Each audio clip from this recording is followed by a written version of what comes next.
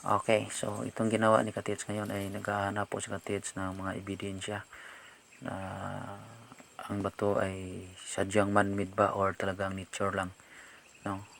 So sinusuri ngayon ni Katits ito bawat nakikita niyang mayroong hiwa or guhit. So mukha kasing nagkadugtong-dugtong lang itong bato na to. Yan.